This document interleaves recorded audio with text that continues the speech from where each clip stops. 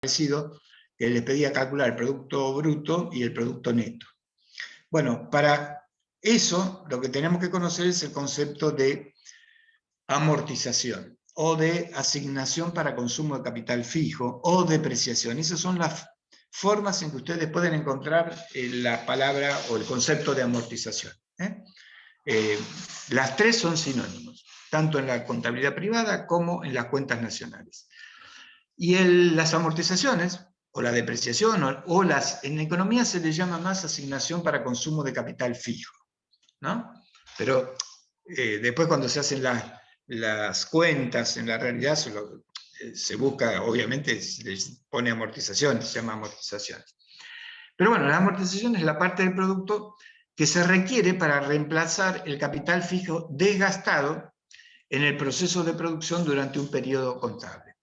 Ustedes saben que se amortiza a los bienes de capital, o sea, una maquinaria, por ejemplo, una empresa compra una maquinaria que vale 100 y tiene una vida útil de 10 años, entonces la amortizará a 10%, su amortización será del 10%. Lo que significa es que de una manera intangible, pero sí de una manera desde el punto de vista contable, es como si la empresa estuviera ahorrando todos los años un 10% del valor del bien de capital que tiene nuevo. Entonces es como si separase, ¿no? Si valió 100, cada año, durante 10 años, separa 10 pesos. Y las pone, saca 10 pesos y lo pone como si lo pusiera en una caja fuerte. 10 pesos, en un país que no tenga inflación, obviamente. Como si lo pusiera en una caja fuerte. Al cabo de los 10 años, cuando el bien ya se amortizó, significa de que el bien ya quedó obsoleto. Entonces, con esas amortizaciones, la empresa tiene los recursos suficientes como para poder volver a comprar el bien ese de capital.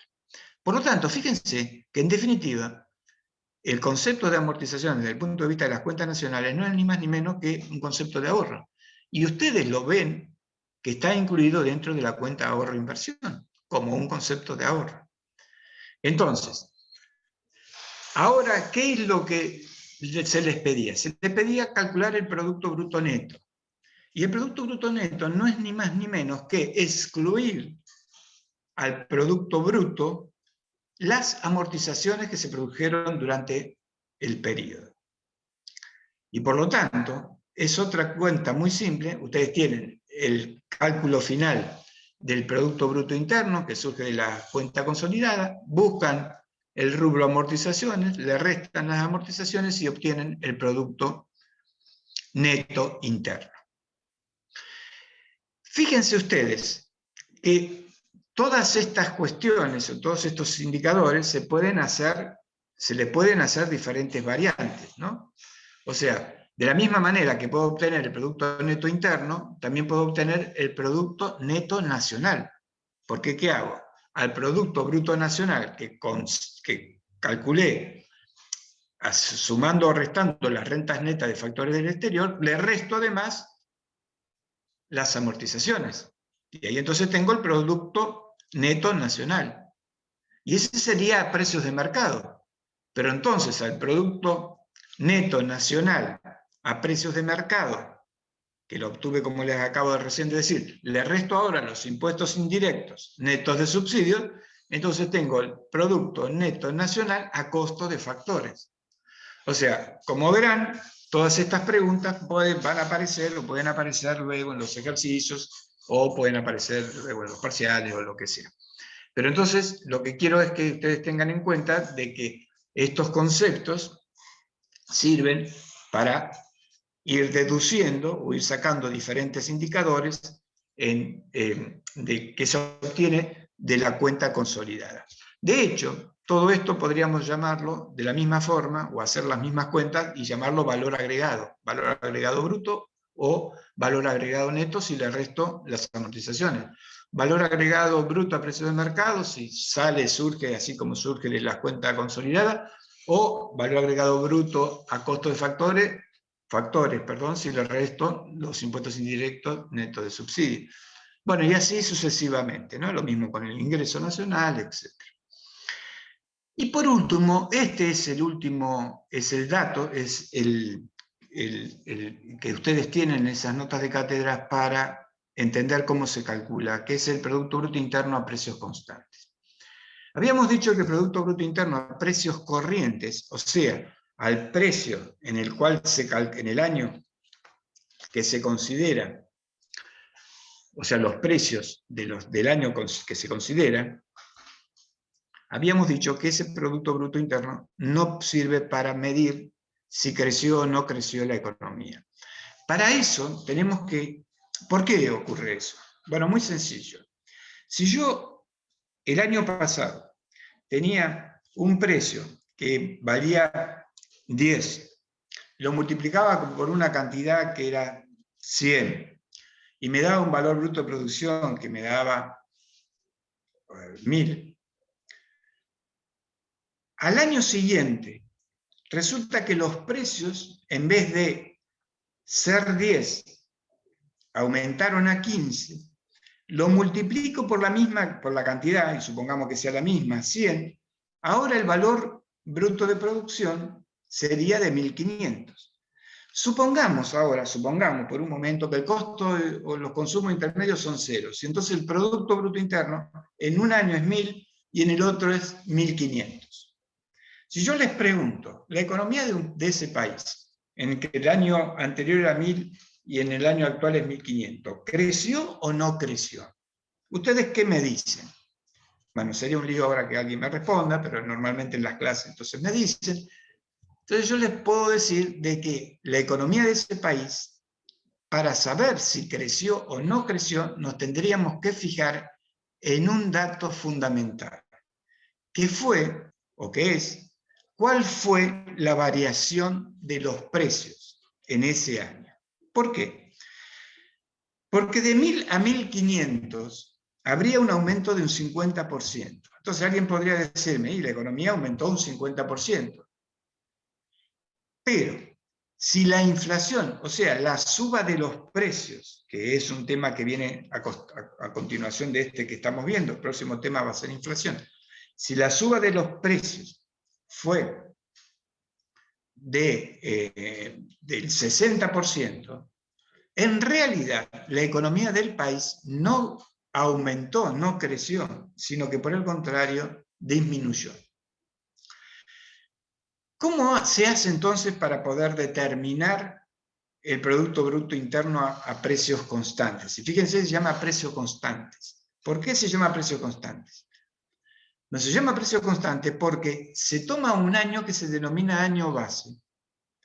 Se ven cuáles son los precios, se determinan los precios que se produjeron en ese año base, y todos los años siguientes se multiplican a esos precios del año base por las cantidades de los diferentes años.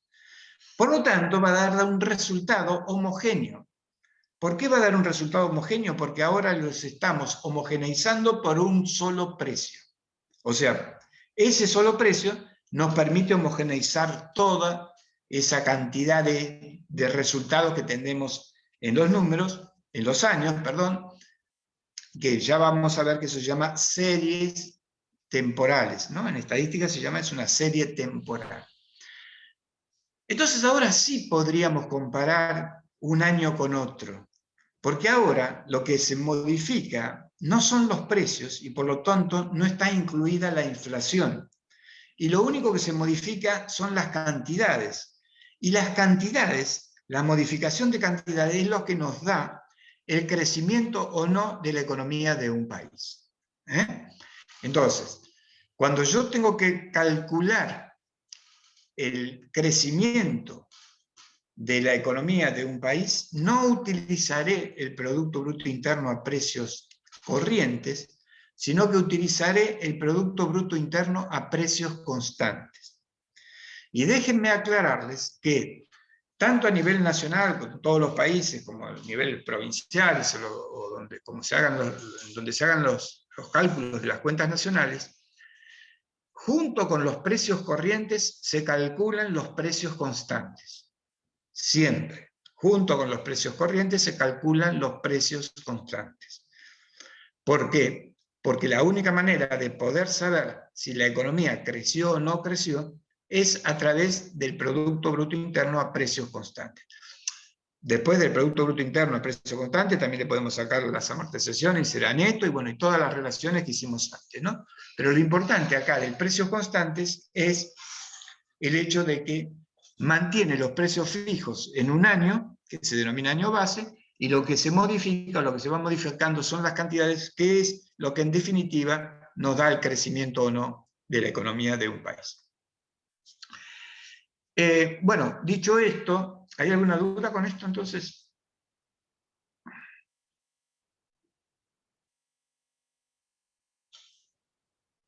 Profe, ¿Sí? yo tengo una duda porque en el trabajo práctico 7 nos pide calcular la formación bruta de capital y la formación neta de capital. ¿Qué Sí. serían? La formación bruta de capital sería todos los bienes finales, y incluidas las amortizaciones, y la formación neta sería a ese resultado restarle las amortizaciones. Entonces sería el producto bruto a costo de factores. No, a costo de factores no, neto. Costo de factores incluye el tema de Los impuestos subsidios. indirectos neto de subsidios. Ajá. Y bruto y neto incluye bruto a las amortizaciones y neto restamos las amortizaciones. ¿Se Ah, está bien, entiende? gracias. Sí. Bueno. ¿Alguna otra duda?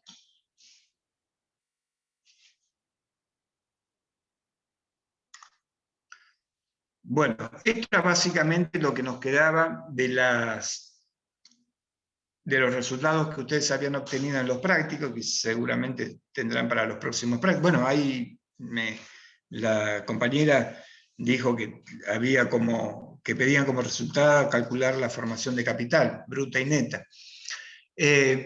Por lo tanto, perdón, la compañera dijo un pequeñito error, que vamos a corregirlo ahora, porque ahora rebobinando me doy cuenta. Lo iba a decir en ese momento, pero justo salió lo de costo de factores y se me desvió.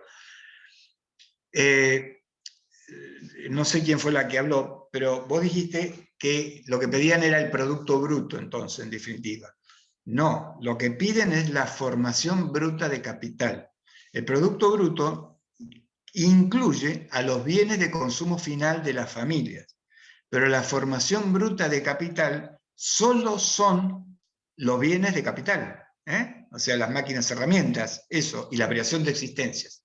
¿Se entiende?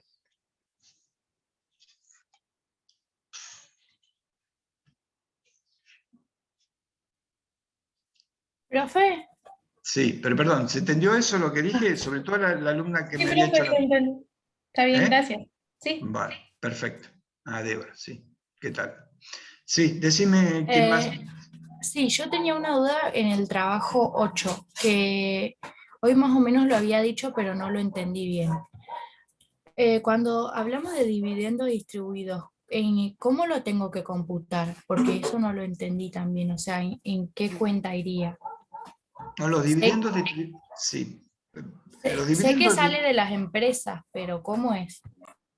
los dividendos distribuidos son la parte de la ganancia que distribuyen las empresas entre sus accionistas, ¿de acuerdo? Por lo tanto, entran solamente en la cuenta de las familias como dividendos distribuidos, como ingresos, y como gastos en la parte de las empresas como dividendos distribuidos, ¿de acuerdo?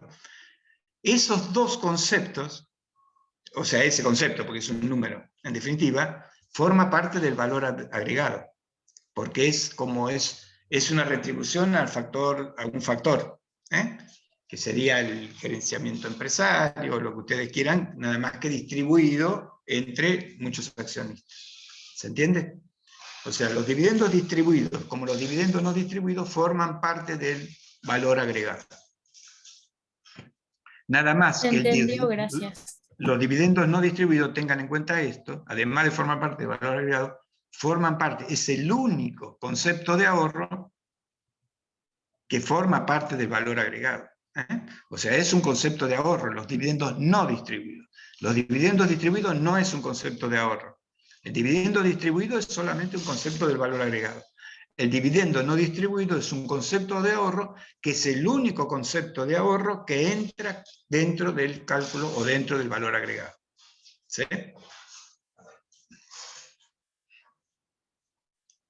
Gracias, profe. De nada. ¿Alguna otra pregunta? Bueno, vamos a hacer una pequeña, y ya terminamos con esto, una breve introducción a lo que van a ver ustedes ahora en los videos y en el tema nuevo, que llamamos los indicadores económicos. Bueno, en principio, como ustedes yo ya lo he dicho varias veces, es muy difícil poder hacer en economía, o tener o formular una definición sobre algún concepto. Lo que hay que hacer normalmente es tratar de conceptualizarse, ¿no? Alguno de estos conceptos que se hablan, y a partir de eso poder entender de qué se trata. Bueno, los indicadores económicos no podemos dar una definición exacta de qué es un indicador económico, pero sí lo podemos dar un contexto y darlo dentro de un contexto determinado y conceptualizarlo dentro de este contexto. Y en ese sentido, lo que podríamos decir de que un indicador económico es ni más ni menos que un dato económico, un dato estadístico sobre la economía de un país que permite el análisis de la situación tanto actual como pasada y, sobre todo, que permite realizar pronósticos para futuro. Esto es básicamente el concepto del indicador económico. Ahora, el indicador económico, en consecuencia, es un instrumento de la economía descriptiva, obviamente, y que hay que enfocarlo desde 3 puntos, básicamente, ¿no? Desde 3 puntos de vista. El primero de todos es en los términos de qué es lo que desea expresar el indicador económico. Por ejemplo, el Producto Bruto Interno, o todos los indicadores y variables que surgen alrededor de lo que hemos visto de las cuentas nacionales, son indicadores económicos. ¿Qué quieren expresar?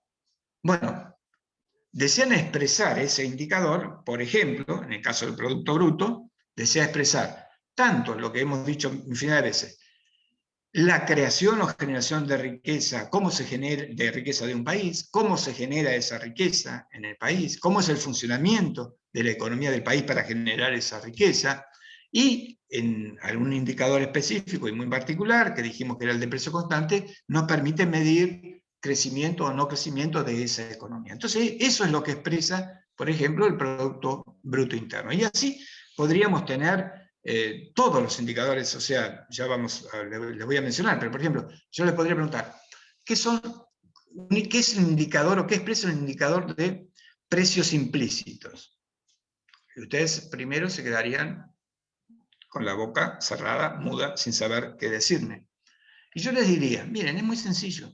Un indicador de precios implícitos es la relación que existe entre el Producto Bruto Interno a precios de mercado, ¿se acuerdan? A precios de mercado, a precios corrientes, ¿no? A precios corrientes, que son de mercado obviamente, pero a precios corrientes, con o sobre, si ustedes quieren, el Producto Bruto Interno a precios constantes. Esos son los precios implícitos que son muy importantes, muy importantes. Por ejemplo, fíjense ustedes, pero esto como un dato, un anecdótico.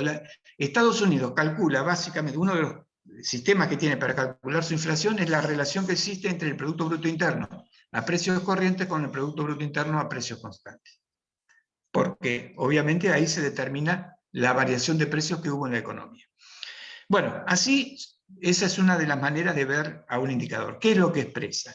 La segunda cuestión es conocer sus aspectos metodológicos, ¿no? ¿Cómo se construye? Porque sabiendo cómo se construye, podemos nosotros saber cuáles son sus limitaciones, qué nos puede dar y qué es lo que, y cuáles son las limitaciones que tiene. Y la tercera es poder, o que un indicador nos debe permitir hacer una interpretación económica de lo que nos quiere decir. O sea, si yo tengo un indicador del Producto Bruto Interno, voy a tener una interpretación económica de eso. Entonces el indicador necesita, o para que se considere un indicador, tiene como requisito que pueda dar una explicación económica o tener una interpretación económica. Los indicadores se construyen a partir de lo que se denominan, son series estadísticas, se construyen a partir de lo que se denominan series de tiempo. Por ejemplo, tenemos años, X cantidad de años, y determinados datos, que podrían ser, por ejemplo, del Producto Bruto Interno, que es un indicador. Yo puedo sacar un indicador de todos los indicadores del Producto Bruto Interno, y podría ver cómo funcionó la economía en los últimos 10 años a partir de la serie temporal del Producto Bruto Interno. Así que fíjense, es la base, digamos así, de la economía descriptiva. Y todo lo que vemos en cuentas nacionales son indicadores que nos permiten eso. Y ahora lo que vamos a entender, o lo que vamos a estudiar, es cómo se construyen los indicadores fuera de lo que es el Producto Bruto Interno, sino otros diferentes indicadores. Uno de los principales indicadores son lo que se denominan números índices, que nos sirve de base para entender cómo se calcula, y de hecho lo van a aprender en las grabaciones, van a entender cómo se construye una serie de precios, para medir la variación de precios de la economía de un país. Y eso nos va a dar pie a nosotros para poder entender luego, estudiar luego, qué es la inflación. Porque una vez que sepamos cómo se construye un indicador de precios, entonces cuando hablemos de que hay crecimientos de precios, ya vamos a saber, nuestra mente va a estar acostumbrada, va a entender rápidamente qué significa que hubo un crecimiento de precios, porque vamos a saber cómo se construyó el indicador que nos dice que hubo un crecimiento de precios. Entonces, en esta clase que ustedes van a estudiar, van a ver eso, cómo se construye eso. Los indicadores pueden ser de todo tipo. Los más básicos son de precios y de cantidades.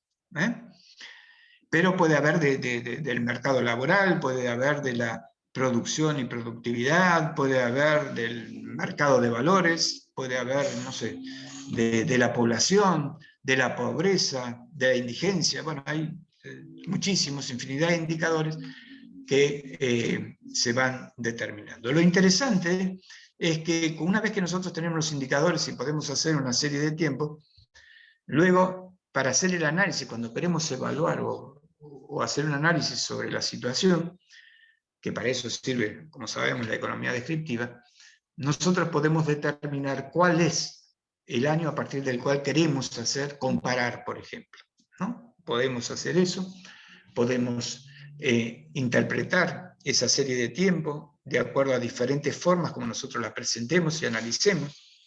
O sea, tenemos muchísimo material como para trabajar con los indicadores económicos como para describir la economía.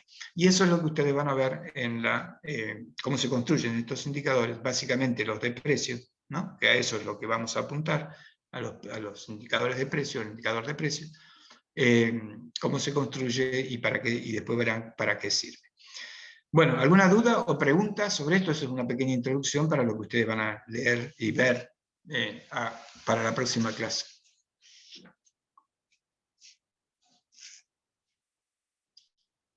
¿Alguna duda? Profe, cuando hablaba de los 3 puntos de vista, Sí, son solamente nombró uno. ¿Cómo? Que sería lo que desea expresar que puntualmente solamente nombró uno, que es lo que desea expresar el indicador. Los otros dos, ¿cuáles son? Podría llegar a ser, porque lo pregunté en el chat, pero creo que no lo vi. No, los otros dos puse Claro, sí. perdón. No, por ahí no se entendió bien, pero los otros dos dije, el segundo es, habíamos dicho, el primero es qué es lo que quiere expresar. Y el segundo, saber cómo se elabora el indicador, porque sabiendo cómo se elabora el indicador, podemos saber cuál es el alcance que tiene, que nos puede dar ese indicador, hasta dónde, qué es lo que nos puede decir y hasta dónde, y sobre todo nos puede decir las limitaciones. Si nosotros tenemos un indicador de pobreza, tenemos que ver si ese indicador es de pobreza estructural o de pobreza por ingresos, por ejemplo. Los dos indicadores nos hablan de pobreza, pero uno, la estructural, nos da un enfoque, desea expresar de una determinada manera, con unos alcances y limitaciones, y el de ingresos nos expresa también un problema de pobreza, pero también con con alcances y limitaciones, quizás más importante que la estructural. Entonces hay que saber eso para interpretar al indicador. Esa es la segunda. O sea, saber cuáles son, cómo se construye para saber cuáles son los alcances y las limitaciones que tiene un indicador. Y el tercero, habíamos dicho, es que nos permita hacer una interpretación económica. Ese indicador nos permite hacer una interpretación económica. Si nosotros construimos un indicador que no nos permite hacer una interpretación económica, no es indicador, porque no nos sirve. ¿De acuerdo? Sí, se entendió, gracias, profe. No hay nada. Bueno, si no hay más preguntas, no sé, díganme ustedes si hay alguna otra pregunta. Si no hay más preguntas, ya vamos a cerrar acá, para si ustedes tienen libertad para ya empezar a mirar esos videos si quieren.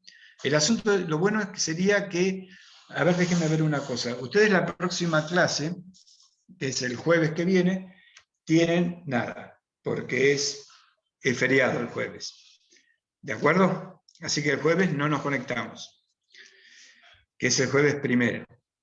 El lunes 5 tienen un práctico institucional, tienen bastante tiempo para mirar todo el material que les dejo ahora en el aula virtual. Recién el próximo jueves, o sea, el siguiente al lunes 5, seguimos con la teoría y ahí vamos a ver lo que entendieron o no sobre las clases esas grabadas presenciales. ¿De acuerdo? Entonces, nos estaríamos viendo recién el próximo lunes 5. O sea, dentro de una semana, en pocas palabras. Profesor, entonces el material que deja es sobre los indicadores económicos. Sí, sí, sí. Ustedes entran ahora, yo ya termino con esto y habilito todo el material que dejo. Ustedes van a ver que abajo de lo que habla de análisis institucional, que tiene los prácticos y toda la historia, aparece un tema 3, o la unidad 3, que dice indicadores económicos, y ahí está todo el material. ¿De acuerdo? Buenísimo, muchas gracias. No hay por qué. Bueno, chicos, buenas tardes y que tengan felices Pascuas a todos. Profe, ¿Sí? ¿podrá explicar de vuelta lo de formación bruta de capital que no alcancé a copiar? Bueno, por el práctico que les dejaron. Bueno, Sí. por eso me preguntas. La formación bruta de capital, acordate, que se le llama formación bruta de capital a los bienes de capital, o sea, las máquinas o aquellos bienes finales que permiten fabricar otros bienes. Por ejemplo, las máquinas. La máquina es el ejemplo típico de un bien de capital. Tenemos también la construcción, pero bueno, es otro tema. Pero las máquinas o la maquinaria es un bien de capital. La formación bruta de capital está compuesto por la venta de bienes de capital más la variación de existencias, que forma parte también de un bien de capital, las variaciones de existencia. Por lo tanto, la formación bruta es incluida, más las amortizaciones, obviamente, es incluida las amortizaciones. Cuando le restamos las amortizaciones, lo que vamos a tener es la formación neta de capital. ¿De acuerdo? No confundir, pues en ese momento hubo una confusión, porque la alumna que hizo la pregunta, cuando yo dije la formación bruta de capital es la venta de bienes de finales de capital, me dijo, el producto bruto, y después salió otra pregunta y después lo aclaré, y lo que hay que aclarar es que el producto bruto incluye no solo la formación bruta de capital, o sea, la venta de bienes de capital más variación de existencia, sino también a las ventas de bienes finales a las familias, o sea, de bienes de consumo final. Así que la formación bruta de capital es una parte más del producto bruto. Le faltaría, para hacer producto bruto, agregar el consumo final de la familia. Pero ahí les piden solamente cuál es la formación bruta de capital. Tienen que ir a la cuenta de ahorro de inversión, ver del lado de usos, que es la formación de capital, lo que dice venta de bienes de capital, la variación de existencias, y ahí tienen la formación bruta de capital.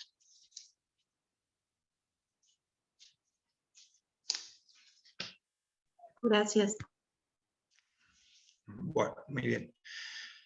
Bueno, ¿alguna otra consulta? Si no, cerramos acá.